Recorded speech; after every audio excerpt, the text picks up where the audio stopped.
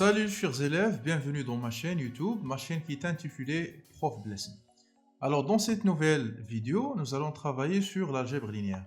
Nous allons travailler un exercice sur la notion de stabilité d'un sous-espace vectoriel par endomorphisme. Encore, nous allons travailler la notion de restriction d'un endomorphisme à un sous-espace qui est stable par cet endomorphisme. Nous allons travailler la notion de déterminant ainsi que la notion du rang d'un endomorphisme. Alors passons à la lecture de l'exercice. Alors soit E, un R espace vectoriel de dimension finie, qui est intéressant. Il est intéressant de travailler dans la dimension finie. Il y a plusieurs propriétés qui sont valables dans la dimension finie et qui ne sont pas valables dans la dimension infinie. U, un endomorphisme de E, vérifions U à la puissance 3 plus U est égal à 0. 0 ici, c'est l'endomorphisme U. U à la puissance 3, c'est U rang U rang U. C'est la composée de U 3 fois par lui-même, plus U. Voilà, donc est égal à 0, c'est l'application ou bien l'endomorphisme U. Il s'agit d'abord de montrer que l'espace image de U est stable par U. Alors passons à la démonstration ou bien à la réponse de la question 1. Alors on va prendre soit Y, un élément de l'image de U. Alors, il existe un certain X appartenant à E, tel que Y, c'est quoi? C'est U de X. C'est ça, Y appartient à l'image de l'endomorphisme, c'est-à-dire c'est l'image d'un certain X dans E. Donc, U de Y, c'est U de X. Ça, c'est donc U de Y est égal à U de Z, tel que Z, c'est U de X. C'est Y. D'accord? Donc, U de Y, qui est image d'un certain Z, appartient à l'image. D'où, quel que soit Y appartient à l'image de U, U de Y appartient aussi à l'image. C'est-à-dire, U de l'image de U est comment? Est inclus dans l'image de U. C'est-à-dire, U, bien image de U, est stable par l'endomorphisme. Donc c'est comme ça qu'on répond à la première question. Passons maintenant à la deuxième question. Alors dans la deuxième question, soit X appartient à l'image de U, calculer U carré de X.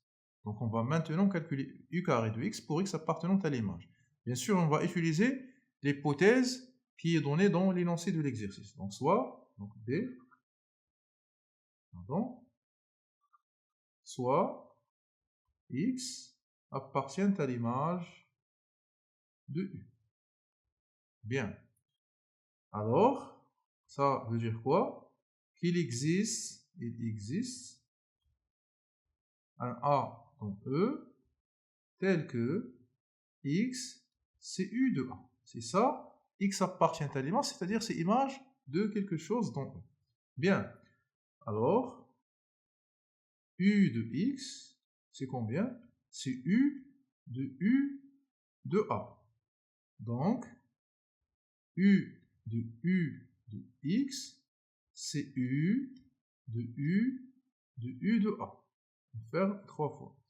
Donc, alors, c'est quoi U de X? C'est U rang U de X. C'est U carré de X. C'est U carré de X qui est égal à U rang U de A qui est U à la puissance 3 de A. Mais d'après l'énoncé, U à la puissance 3 plus U, c'est 0. Donc, U à la puissance 3, c'est moins U. Donc ça, c'est moins U de A. Donc, U carré de X, c'est moins U de A. Mais c'est quoi U de A? D'après ici, c'est X. Donc c'est moins X. On peut dire que quel que soit X dans l'image de U carré de x, c'est moins x. Et ça, c'est très important. On va l'utiliser dans les questions qui vont venir. On passe à la question C. Dans la question C, V est considéré, donc soit V, l'endomorphisme induit par U sur l'image de U. C'est-à-dire, l'image de U est stable par U, donc la restriction de U à cette image est un endomorphisme de l'image. Donc on peut parler de l'endomorphisme induit par U sur n'importe quel sous-espace qui est stable. La condition nécessaire et suffisante, c'est que F, le sous-espace, soit stable par l'endomorphisme. Alors attention, on doit retenir cette formule qu'on a montrée, U carré de x c'est moins x. Donc la question C, on veut montrer que V est un isomorphisme. Alors V est comment? Il est défini de l'image de U vers l'image de U, tel que à x, on lui associe U de x. D'accord.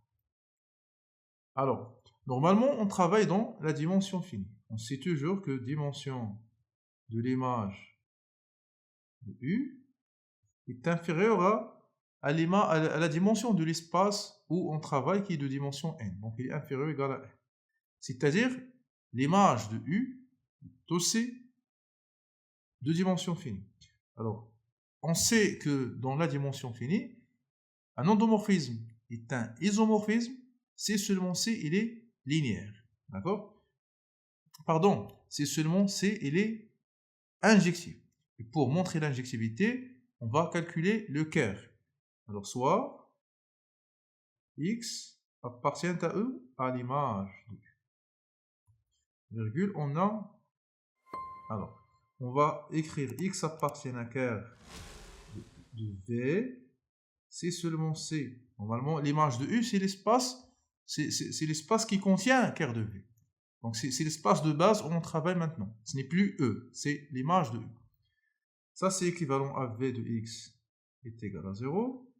Ça, c'est équivalent à U de x égale à 0, puisque V de x, c'est U de x pour x appartenant à l'image. Ça, c'est équivalent, ou bien on va travailler juste par des implications, puisque cette implication n'est pas justifiée, l'implication réciproque de celle-là n'est pas justifiée, donc je vais à ce niveau-là travailler juste par des implications directes. Et ça implique quoi? Ça implique que U au carré de x est égal à 0. Mais nous, on a déjà vu c'est quoi U carré de x. Donc U carré de x est égal à 0. Ce qui implique que moins x est égal à 0. Puisque d'après ce qu'on a fait dans la question B, on a montré que U carré c'est moins x de x. D'où x est égal à 0. La conclusion, c'est que kerr de V, c'est exactement 0. D'accord? Donc ici, il n'y a que une implication. Donc V est injectif. Mais puisqu'on travaille dans la dimension finie, V est isomorphisme. Ça, on le sait, un endomorphisme dans la dimension finie, il est injectif, c'est seulement C, il est bijectif, c'est seulement C, il est surjectif. Donc on a prouvé que V est bien un isomorphisme. D'accord. Alors on va passer à la question 4. On déduit que le rang de l'endomorphisme U, maintenant on va travailler sur U, qui est un entier pair. Alors c'est quoi le rang d'un endomorphisme? C'est par définition la dimension de son image. C'est-à-dire on va montrer que la dimension de l'image de U, qui est l'espace où on a travaillé ici, est paire. On a fait de l'image de U vers image de U et isomorphisme. Isomorphisme. De plus, U carré de x est égal à moins x pour tout x dans l'image. C'est-à-dire que V rang V de x est égal à moins x pour tout x dans l'image. C'est-à-dire V rang V est égal à moins l'identité. Ça, c'est-à-dire V rang moins l'identité, moins V, pardon, moins V, c'est l'identité. Donc, la réciproque, ou bien l'endomorphisme réciproque de V, c'est qui? C'est moins V. D'accord? C'est moins V. Puisque V rend moins V, c'est les densités.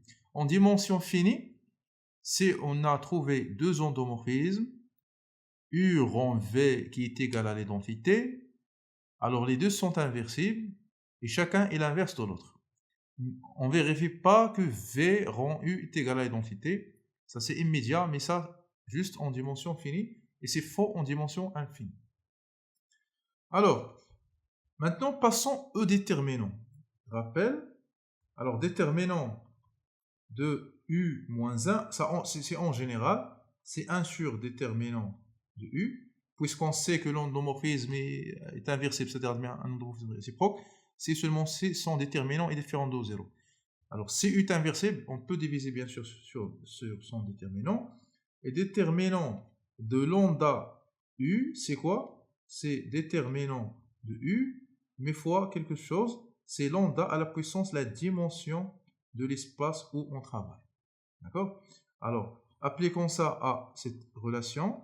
Je vais appeler étoile. Étoile donne, c'est-à-dire après passage au déterminant. Alors, déterminant de qui? De V-1, de V-1, c'est déterminant de moins V. C'est en fait la même chose. V-1, c'est moins V, donc c'est le même endomorphisme, donc ils ont même déterminant. Ici, on va appliquer la première règle, donc c'est 1 sur déterminant de U, de V, pardon, fois est égal. C'est quoi déterminant de moins V? C'est moins 1 à la puissance la dimension fois déterminant de V. Mais c'est quoi la dimension? V, c'est un endomorphisme de quel espace vectoriel? C'est l'endomorphisme de l'image. Ça, c'est écrit ici. Et c'est quoi la dimension de l'image? Donc ici, dimension de image de U. Mais dimension, attention, dimension de l'image, c'est le rang de l'application. C'est le rang de l'endomorphisme. Dimension de image de U, c'est exactement le rang de U. Donc ici, on doit mettre dimension de l'image, c'est-à-dire rang de U. Alors, divisons maintenant sur ce déterminant de V qui est non nul puisque V est un endomorphisme qui est bijectif. Donc c'est 1 sur déterminant de V au carré qui est égal à moins 1 à la puissance rang 2. Alors ça, c'est strictement positif. Moins 1 à la puissance 1 entier est strictement positif si seulement c'est l'entier est pair. Donc ce rang est pair. D'accord? Comme ça, on a bien répondu à l'exercice.